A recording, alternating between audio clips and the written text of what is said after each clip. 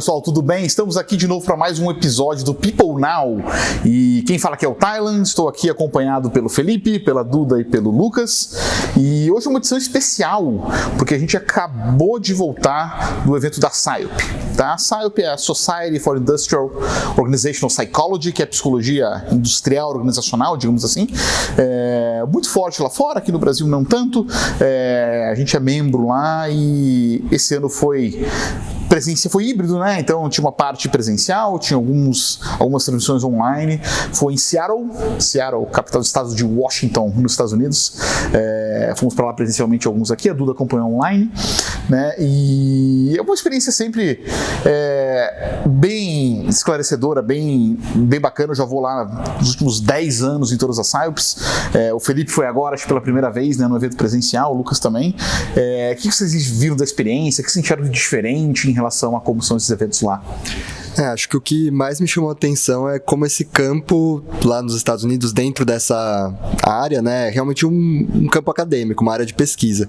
Então a gente conseguiu acompanhar muitos estudos voltados para casos práticos ou, enfim, também para a parte teórica, analisando o comportamento de pessoas dentro das organizações, que é uma área que às vezes a gente não se aprofunda tanto nos estudos aqui no Brasil, né? Então acho que isso foi a parte que mais me chamou a atenção.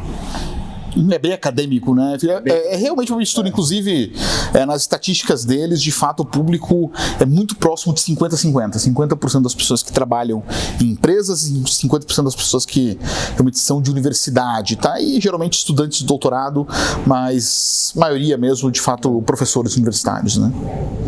Legal. Duda, como é que foi um pouco da experiência online, desse negócio meio híbrido do evento?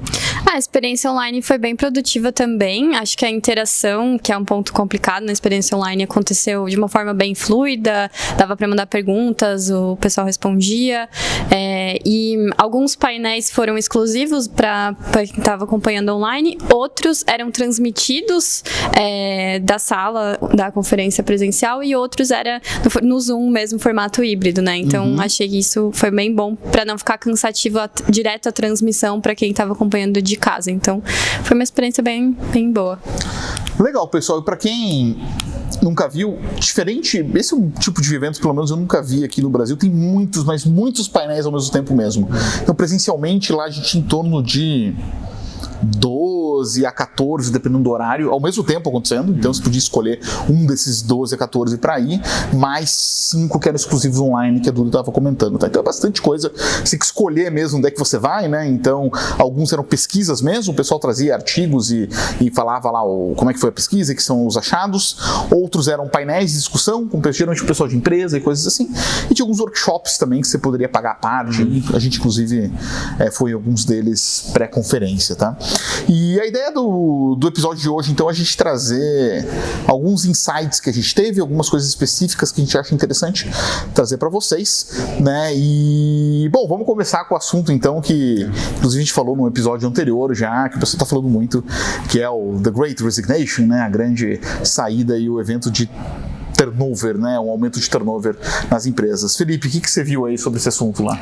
Boa, a gente acompanhou algumas sessões sobre esse tema, né? E se tá sendo forte aqui, lá tá exponencial, assim, é um tema que de alguma forma percorreu uma grande parte de todos os painéis e palestras que a gente participou. Então, tiveram alguns estudos legais, alguns dados interessantes que o pessoal trouxe.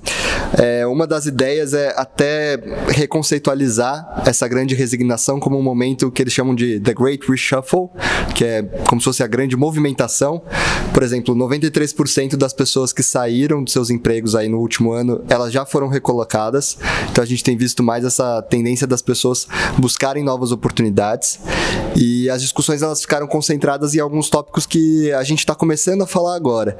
Por exemplo, o que a gente faz com as pessoas que ficam, né? Na medida em que, quando a gente começa a observar que turnover também gera ali uma sensação de o que eu estou perdendo quando eu vejo meus colegas indo para outras oportunidades, e pode ter algum tipo de efeito contagioso, né? A gente dá uma atenção especial para quem está ficando na empresa, é um tópico que ficou bem discutido. E outra parte legal também foi que a gente faz para entender com essas pessoas que ficam dentro da empresa, né, o que elas gostam de estar nessa empresa. Então, como que a gente garante essa propaganda interna para reforçar a retenção do pessoal. Vários estudos olhando para a questão de engajamento e salário, mostrando que esses não são os pontos principais pelos quais as pessoas estão pedindo demissão.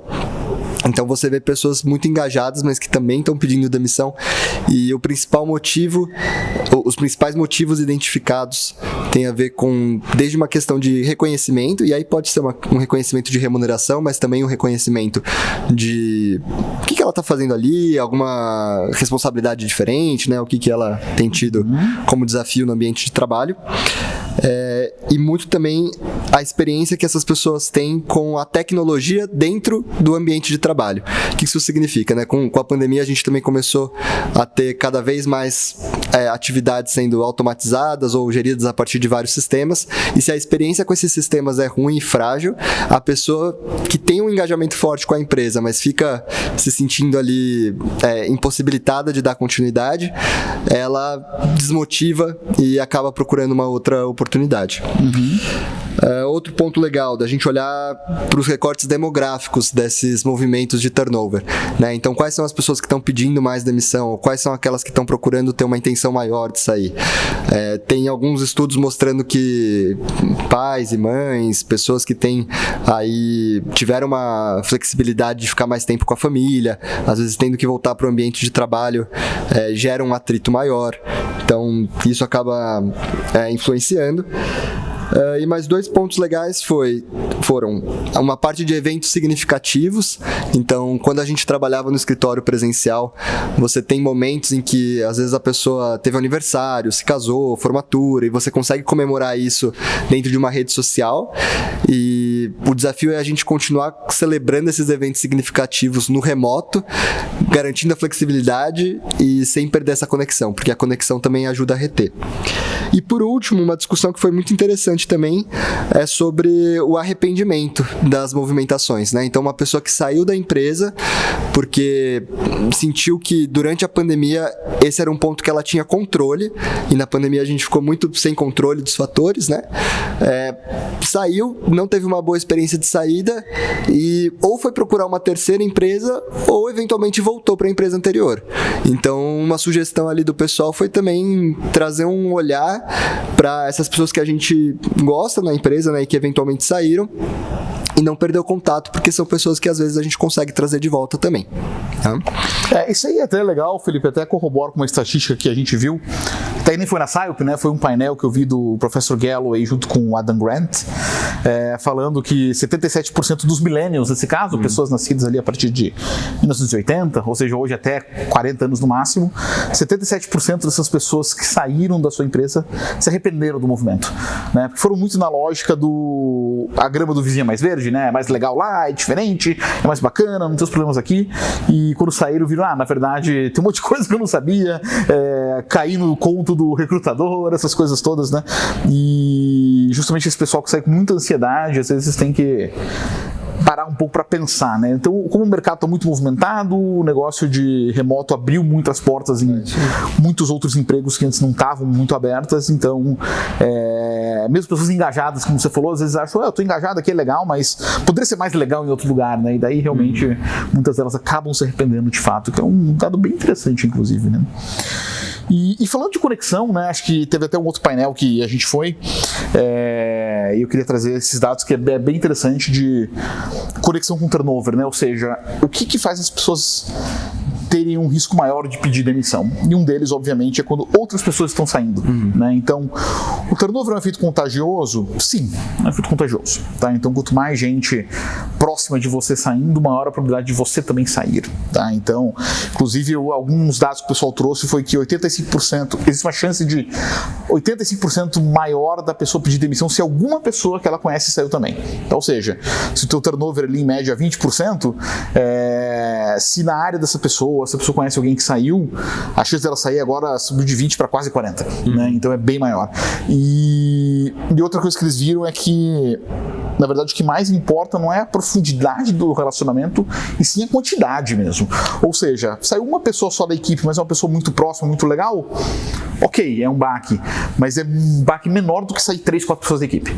Porque aí gera aquele sentimento de que, será que eu tô ficando pra trás? Será que eu não sou bobo da história? Será que eu tô perdendo alguma coisa nessa história? Tô perdendo alguma coisa? Exatamente. Esse sentimento ele é muito pior do que uma pessoa muito próxima de você sair. Então eles realmente estudaram e viram que, a variável profundidade da conexão, ela é relevante sim, mas ela é menos relevante do que quantidade de conexões. Então quanto mais pessoas saem, mais difícil é, né? Então eles viram que, eles montaram uma equaçãozinha lá, um modelinho juntando essas coisas, e viram que por esse modelinho, a chance de uma pessoa que tenha muitas conexões saindo e conexões que a pessoa realmente é próxima, aí aumenta a chance de sair é 3 vezes maior, né? Então se o turnover é 20%, a chance da pessoa pedir demissão, saíram várias pessoas próximas dela, aumenta para 60%, né? Então é bem alto mesmo, né? Então tudo bem bacana, né? A gente aqui na Mindset já sabia, a gente já monta modelos de turnover, né? Então o ideal mesmo é combinar algumas variáveis de carreira e de salário, de precisa de clima, junto com networking, aí você consegue prever, é muito fácil de prever, né? Claro, a dificuldade hoje ainda está na intervenção, né? O que você faz para evitar? Puxa, a pessoa não tem muita resposta ainda, falando bem a verdade, tá? Então, uma combinação de coisas, e tá se vendo se as coisas, se os planos de ações genéricos são melhores do que os individuais, tá? Não tem uma conclusão ainda, mas aparentemente as intervenções individuais, elas têm mais valor do que as em grupo, né? Historicamente, a gente, como área de gente, sempre fez muita coisa do plano de ação para a área, né? Ou para a empresa, né? Vamos fazer isso aqui na empresa que a gente vai diminuir o turnover. E aparentemente, as pessoas de fato são indivíduos complexos, cada um com as suas necessidades, cada um com as suas com seus valores, com as suas crenças, enfim, e você conseguir de alguma maneira intervir diretamente em relação ao que importa para a pessoa é muito mais poderoso. Mas ainda não existe resultados finais do como fazer isso, em que escala você faz isso, então estão sendo os próximos capítulos ainda, tá, pessoal? Então a boa notícia é sim, tá mais fácil de prever, sim, tá mais fácil de entender o que causa o turnover. O problema é que, já não sabemos exatamente o que faz, como o Felipe falou, mesmo pessoas muito engajadas também pedem demissão, então e aí? É só engajar? Também não resolve. Então é complicado mesmo, é um assunto muito delicado e ele é difícil de resolver, né? Legal, pessoal. E aí, avançando aqui em outros assuntos, né? Vamos falar de outro assunto bem polêmico, né? Que é performance, tá? A gente foi num workshop só de performance, de fato. Então, o workshop dura meio dia, né? Então, de 4 horas que eu vim falar sobre esse assunto. E de novo, a gente já falou disso antes, né? Então, performance é o santo grau da psicologia organizacional. Quem descobrir como resolver esse problema eventualmente vai ganhar o prêmio Nobel. Mas quais são as tendências, né? Então, as tendências um pouco do que a gente fala, não tão pro lado do modismo. Então, então é sempre contínuo, blá blá blá, aquela história toda. Calma, não é bem assim, tá? Então, até saiu uma notícia aí recentemente de que a Siemens agora não tem mais avaliação de desempenho para quem é híbrido, uma coisa assim.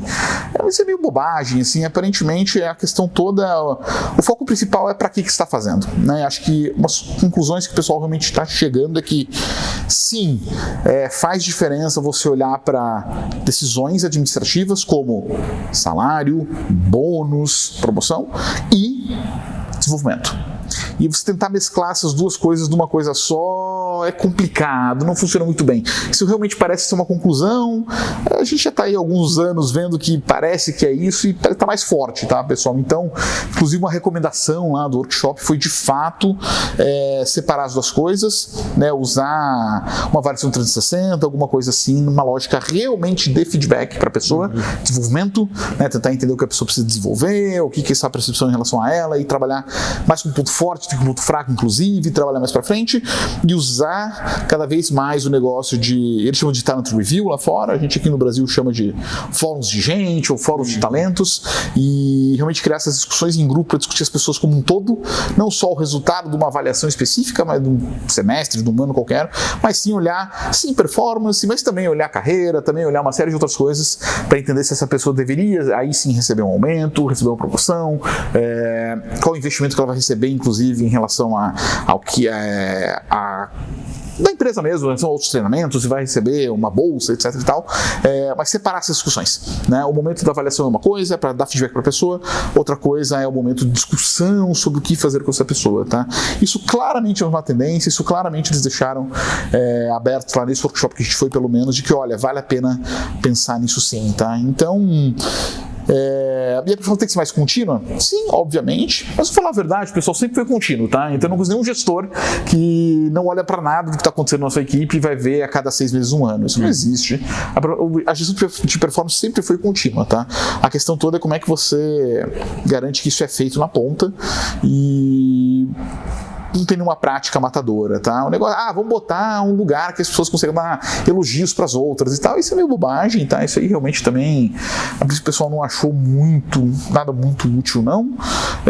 Existe uma tendência, talvez, possivelmente, de que a própria pessoa possa disparar rodadas de feedback. Essa é uma coisa que, não está uma possibilidade ainda, não é uma coisa fechada, mas, por exemplo, eu não estou sentindo necessidade de feedback agora, porque eu estou no momento que eu estou reflexivo, enfim, e aí eu sim posso mudar para os meus colegas, as pessoas que eu imagino que consigam julgar o meu trabalho e julgar o meu perfil, e mando para essas pessoas, me dê um feedback aqui agora, tá? Isso parece uma coisa legal, né? O feedback ativado pela própria pessoa, e provavelmente o negócio de performance e feedback está andando um pouco mais para esse lado, né? Então, da própria pessoa correr atrás um pouco do desenvolvimento dela e, de fato, fórum de gente, discussão, grupo de gestores, aí sim para decidir promoção e outras coisas assim, para você separar um pouco isso e evitar com que a avaliação das pessoas fique muito voltada para se eu der nota baixa, a pessoa não vai receber bônus, esse tipo de coisa. Você quer evitar esse tipo de coisa. Então, essa tem sido a tendência, tá?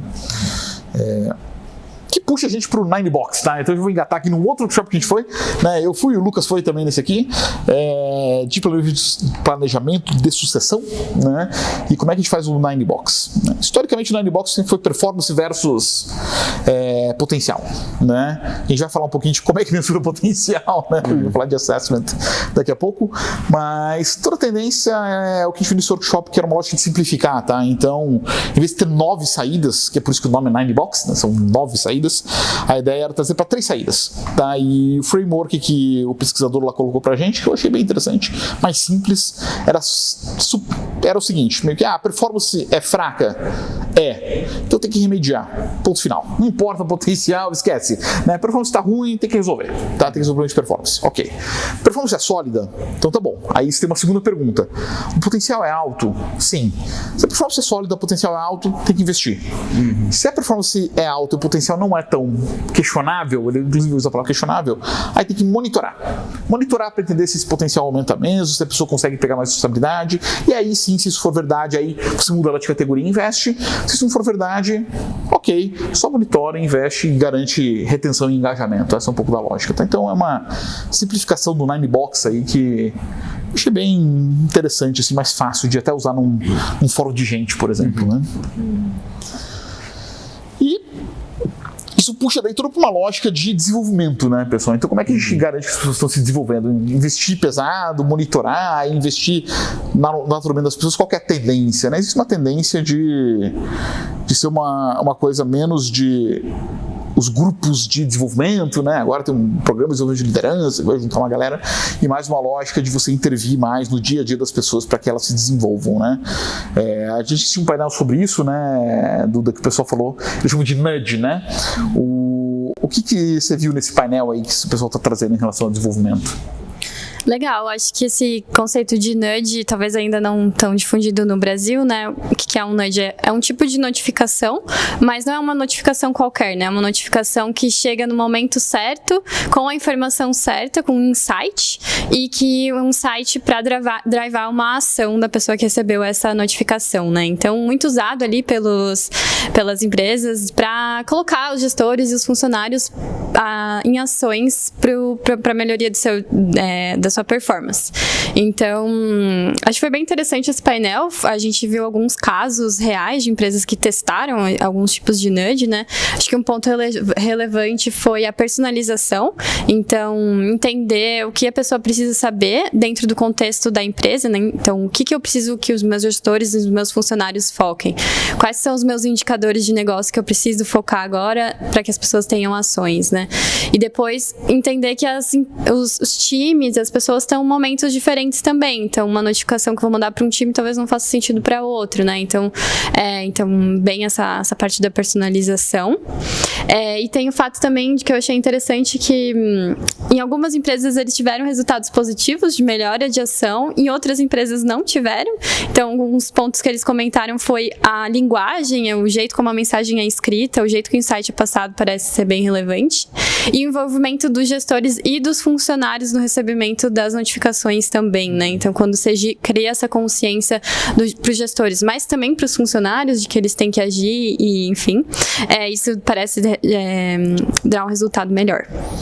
Até puxando um exemplo, né? Isso é quando a gente estava lá na Estônia ainda, né? A gente fez um nudge, entre aspas, né? É um nudge. A gente, mas é um manual, não era nada muito grosseiro. Que era o seguinte: as pessoas que receberam na pesquisa de clima um score abaixo de 3, uma escala de 1 a 5, numa pergunta que era: recebo feedback do meu gestor, né? E obviamente, eu estou dizendo para o gestor que tinha um score com menos de que 3 nesse negócio, recebeu um e-mail, foi totalmente um e-mail, uma notificação, né? Como o Dudu colocou, falando o seguinte: olha, a gente tem informações aqui de que você às vezes peca um pouco em dar feedback, então eu gostaria que você desse muito mais ênfase em dar feedback para o seu time, porque é muito importante agora nesse próximo ciclo de avaliação. Porque era um ciclo de avaliação, a gente pegou meio que mandou literalmente saída da avaliação, a gente mandou 2 e-mails, um e-mail para a pessoa, o gestor acima de 3, e um outro e-mail para a pessoa com a nota abaixo de 3, né? E isso foi um nudge, e até as pessoas que vieram conversar com a gente depois até pensaram: nossa, que interessante, né? Uma mensagem mais personalizada assim para mim, né? Opa, tem que ficar de olho mesmo, né? Então, você dá essa personalização, ela é mais forte para incentivar as pessoas a agir. Uma coisa é um e-mail, dê feedback porque é importante. Outra coisa é: a gente viu que o seu score na pesquisa é baixo nesse quesito, então a gente realmente acredita que você deveria focar mais nesse ponto. A possibilidade da pessoa agir é muito maior, né? Isso que é um troço bem interessante do nudge, né? Então, ele garante esse negócio com tecnologias que você consegue fazer assim, massa, né? Eventualmente, esse foi um exemplo simples, mas eventualmente você consegue dar quase que uma mensagem para cada pessoa específica em relação ao que ela deveria fazer, né? Então, isso que a gente viu bastante os exemplos lá na própria SAIP, nesse painel, né? Eu acho que esse exemplo que você deu é interessante, Tylon, porque assim como vocês notificaram os gestores, você poderia também notificar os funcionários, né? Porque a gente vê muito forte essa tendência também da autonomia e da responsabilidade do funcionário quanto ao seu próprio desenvolvimento, sua carreira e sua performance, né? Então, se o meu gestor não está me dando feedback, eu posso pedir para ele feedback, né? Então, nesse painel, eles também trouxeram um exemplo de mandaram essa notificação para o gestor e mandaram também para os funcionários: gente, puxe um feedback, peça um feedback, né, para o seu gestor e corra atrás disso, já que não está acontecendo tão legal assim, né? Então, é uma tendência do desenvolvimento também, né? Disso ser uma responsabilidade do funcionário, não só da empresa ou dos gestores. Perfeito. E aí, puxando para esse negócio de nudge e personalização, veio uma lógica: então, como é que eu sei o que a pessoa precisa, se ela tem potencial ou não, que é uma lógica de assessment, né? Que é muito tradicional, tá? Todos os anos a SAIP estuda muito isso. O IO Psychologist, né, o psicólogo organizacional, classicamente ele é muito treinado em assessment em si. Bom, a gente né? A Mindsight nasceu como uma empresa de assessment, né? E sempre se fala muito, né, desse tipo de assunto lá, né? Então, Lucas, o que você viu de assessment lá, principalmente se gostaria de destacar aí para o pessoal de novos avanços? Legal. Eu acho que nem você disse lá, é muito forte, assim, né? E tanto de empresas fazendo assessments, então acho que uma coisa bem interessante que a gente viu lá, que quando a gente foi na feira de expositores, assim, 70% dos expositores estavam lá com assessments, né? Quanto em painéis, universidades, pesquisadores pesquisando sobre o tema. E aí, acho que um pouco dessa lógica, até dessa diferença de mercado, que lá as empresas utilizam muito em todos os momentos, né? Tanto na parte antes da contratação, como depois da contratação, justamente para pegar, para tentar medir potencial, né? E aí, tem 3 grandes linhas de assessments que eles vão tentando medir interesses, personalidade, perfil e as habilidades. E acho que uma coisa muito legal que tem se visto lá é que alguns estudos já apontando olhando para uma relação entre a habilidade e os interesses. Então eles fizeram um mapeamento, por exemplo, ao longo do tempo, em que eles viram que pessoas com determinadas habilidades, eles tinham uma carreira e uns interesses, iam para determinadas áreas um pouco mais específicas. Então é interessante você ter esse olhar também, que às vezes você conseguir colocar a pessoa no local certo, além de uma melhora de performance da pessoa e para a empresa propriamente dito, você tem também a pessoa mais interessada no trabalho que ela pratica.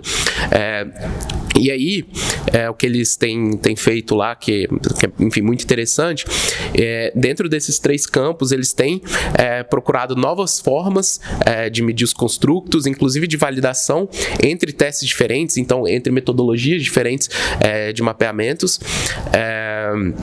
E aí a habilidade é um pouco mais já fechada, é um pouco mais estável, propriamente dito. E, inclusive, assim, quando você tem os 3, né, a pessoa tem o interesse, tem perfil, mas principalmente interesse e habilidade, a performance dessa pessoa cresce, né? Então, eles têm investido bastante em novas formas de medir, então não só naquela escala, naquele formato tradicional de teste, mas indo muito para virtual, o que não é gamificação, tá? Aquela moda de gamificação, assim, eu fui em mais de 6 slides e não vi nada sobre gamificação. O que tem se utilizado bastante é machine learning e NLP, né? O Natural Language Process, e muito assessment virtual. Inclusive, eles estão lançando agora, eles fizeram a prévia, lá teve um painel que foi só sobre o novo guideline para testes virtuais que eles estão lançando, então está inclusive em fase de validação entre pares, eles estão aceitando sugestão, mas eles estão lançando agora os novos guidelines. A gente aqui na Mindset, a gente gosta de acompanhar, porque a gente já estava bem em linha, mas é bom tá antenado, porque vão ter algumas alterações aí de boas práticas, né? Agora que os assessments estão indo muito mais para um caminho de serem cada vez mais virtuais.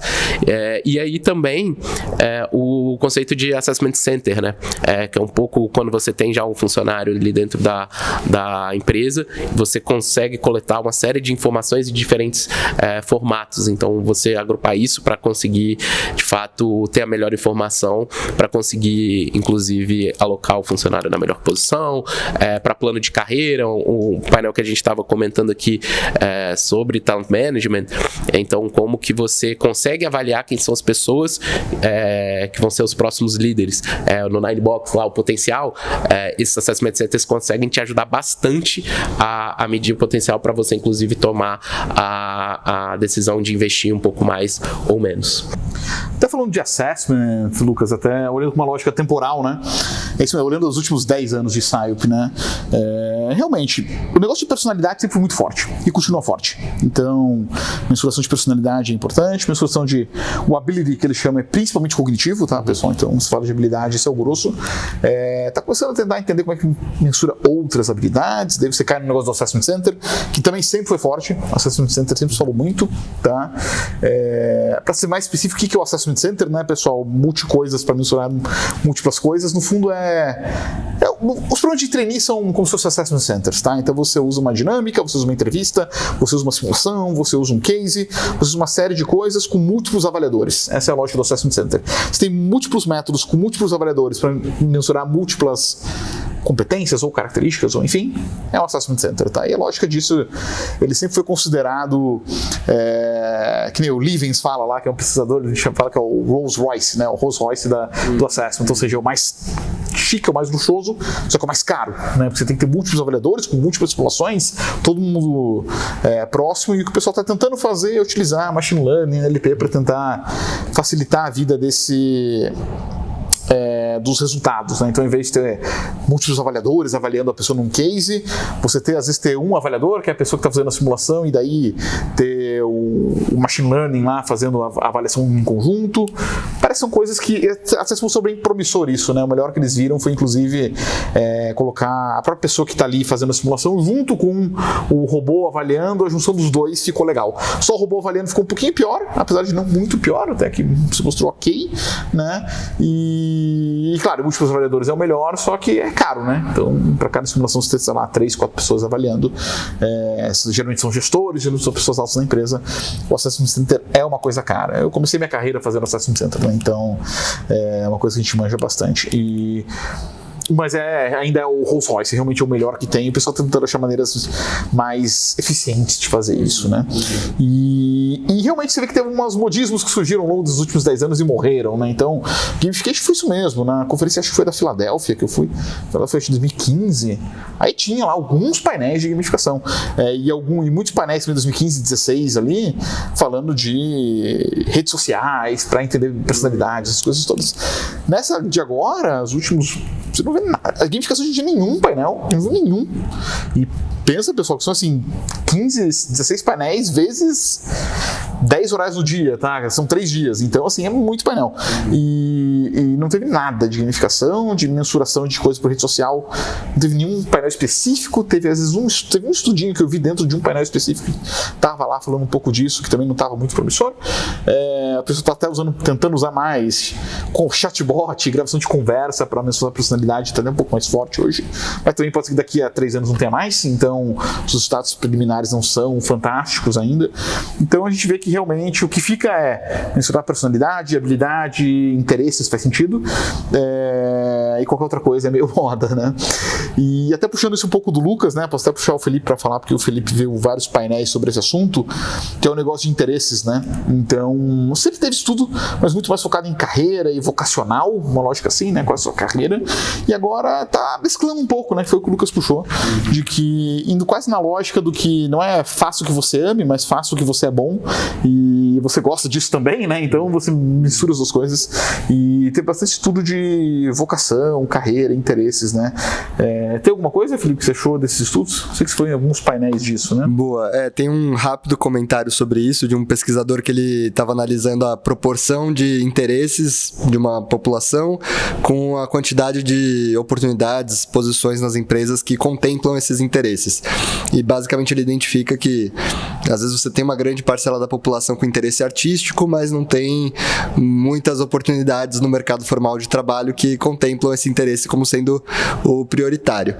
E tendo isso em vista, né, esse pesquisador foi estudar um pouco sobre o quanto que trabalhar em algo que seja do seu interesse prioritário é o mais importante para gerar satisfação no ambiente de trabalho. E o que ele identificou é que isso é um moderador, mas não necessariamente é o que vai gerar maior satisfação. Gera satisfação na escolha da tua carreira, ou até com a tua performance, enfim. Mas o que realmente te gera uma satisfação maior no teu ambiente de trabalho é aquilo que você valoriza. E aí valores a gente pode, assim, ser bem amplo aqui, né? Desde uma remuneração, os benefícios, a localização do teu trabalho, a flexibilidade, a cultura da empresa. Esses são os principais determinantes para a gente olhar para satisfação no ambiente de trabalho, né? E satisfação com o job, né? Com a posição. Então isso é legal, porque os interesses eles moderam, mas eles não determinam. Então acho que isso é bacana para complementar a discussão, né? Perfeito. Legal. Então é mais uma lógica de fit cultural com a empresa do que uma lógica de o que você valoriza, o que a empresa valoriza, do que necessariamente essa é a carreira que eu quero, né? Exato. Legal. E aproveitando você, Felipe, aqui também, o pessoal falou... É o tema que um dos mais discutidos no RH aqui no Brasil, que é o negócio de diversidade, né? O que o pessoal está falando lá fora e como é que diferencia daqui? Boa, legal. Bom, esse tema tinham vários painéis. Todos os dias, pelo menos uns 4 ou 5 painéis, a gente sabia que estavam acontecendo ali na conferência. E é bem interessante porque é um tema que o pessoal tem discutido muito, mas cujo um dos principais problemas assim primários é inclusive a definição dos construtos do que a gente vai chamar de diversidade e como atacar isso em termos práticos. Então, os espaços que eu acompanhei, né, as discussões, elas sempre traziam esse dilema de quando você fala de diversidade, e lá muitas vezes a gente traz na sigla do DEI, né, que é diversidade, equidade e inclusão, como que a gente vai definir cada uma dessas 3 diferentes frentes para entender dentro da empresa as ações que a gente vai tomar e acompanhar. Aí teve até uma pesquisadora também que ela trouxe um modelo, né, que é uma ISO para olhar diversidade, que foi catalogada no ano passado, que é a ISO 30415. Então vale a pena dar uma olhada também, porque ela já dá um framework inicial para você trabalhar com essa questão. E a partir desse momento que você tem essas definições, às vezes um pouco mais claras, você começa a olhar a nível do indivíduo, né? Então, um ponto que foi bastante discutido, assim, que eu achei interessante, é o quanto que essa diversidade ela é vista de fora, mas vista de dentro pelo indivíduo, que é o que a gente chama de estratégia de gerenciamento da sua identidade. Basicamente, você levar em consideração o quanto que a pessoa ela realmente quer se colocar como pertencendo a um grupo subrepresentado, né, diverso, ou não, ou se é uma coisa que ela prefere que não seja tão explícito. E essa é uma visão muito individual que impacta ali diversos processos de gente, né, nas empresas. Então, tinha alguns estudos comentando sobre em processos seletivos, às vezes alguns candidatos, principalmente quando a gente olha para candidatos neurodivergentes, né, ou que tem algum tipo de deficiência menos visível, muitas vezes tendem a esconder esse tipo de diversidade para não... Porque, enfim, para não gerar algum tipo de comportamento da outra parte que, sei lá, às vezes coloca essa pessoa como sendo inferior. E é interessante porque o olhar para essa discussão, ela não era muito numa linha do o que é o moralmente mais certo aqui, né? Era muito assim, de o que acontece e quais são as estratégias preferenciais desses grupos para atuar em cada uma dessas situações. Então, olhando ainda nessa linha das deficiências, né, quais são elas e como que a gente identifica, geralmente a academia olha para... As discussões elas ficam muito centradas nas deficiências visíveis e invisíveis. E uma discussão proposta lá também foi que não existe muito essa questão de o que é visível e o que é invisível. É um contínuo. Às vezes eu posso ter uma síndrome do pânico e na maior parte do tempo eu não expresso isso porque eu atuo de maneira mais tradicional ali, né? Mas às vezes eu tenho um episódio que me traz um gatilho que gera essa ansiedade demais, né? Então, na verdade, acaba sendo um ponto que fica visível. E nessa linha... como que a gente trabalha, né? Se a gente precisa classificar como visível ou invisível, o que a gente pesquisa com os candidatos, com os colaboradores, as estratégias que a gente vai colocar. No fundo, acho que remonta muito àquela ideia de olhar sempre no individual e deixar a critério do indivíduo também o quanto que essa pessoa quer sinalizar isso.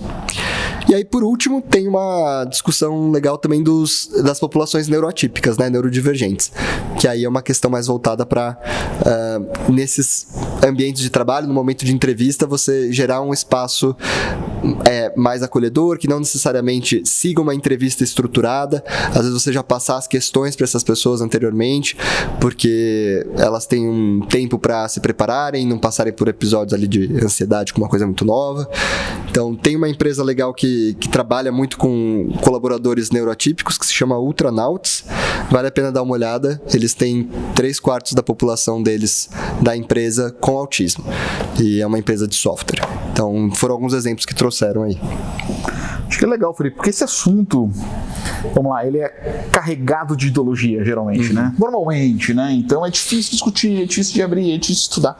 E acho que o legal do que você está trazendo é que sim, tem maneiras de você investigar ele mais profundamente, de maneira talvez até levemente mais neutra, né? De você olhar, tá bom, o que as pessoas sentem, o que precisa fazer para que elas se sintam melhor, o que precisa fazer para que realmente seja um negócio seja bom para elas, e bom para a empresa, e bom para todo mundo, né? Acho que tem maneiras de enxergar isso por um viés um pouco mais científico, né? E acho que é legal na tua fala, pelo menos me puxa muito o negócio de que a diversidade é muito maior, né? Tem muito negócio de disability, que lá é muito forte, né? Que é o pessoal com deficiências de tudo, né? Então, desde realmente as mais visíveis mesmo, que é por a pessoa ser cadeirante ou alguma coisa do gênero, até as coisas que você não percebe, que é síndrome do pânico, né? E realmente é mais complexo de lidar. Não tem um manual aqui. Como lidar com a diversidade, síndrome de pânico, pessoas na empresa. Difícil dizer, né? Na verdade, quem tem que dizer isso realmente são as próprias pessoas que têm isso, né? Acho que esse é um pouco dessa crescimento da identidade, né? É para esse lado, né? É bem nessa linha do individual, né?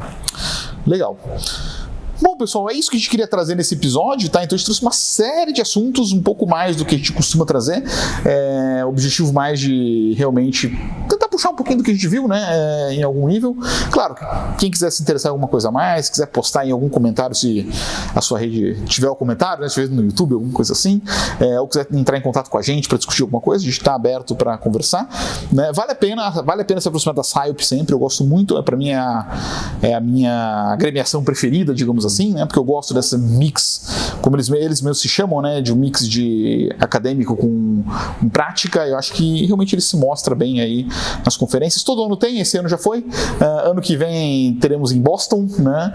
E acho que vai ter a versão online também, para quem não puder viajar ou para quem tiver alguma restrição, etc. Dá para assistir online também, dá para aproveitar bastante coisa, né?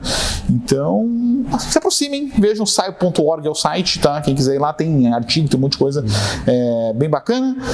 Acompanhe a gente aí, né, nas redes todas aí, a Mindsight e como empresa, e principalmente aqui o People Now, né, como nosso programa. Espero que vocês tenham gostado e tirado alguns insights. Valeu e até a próxima.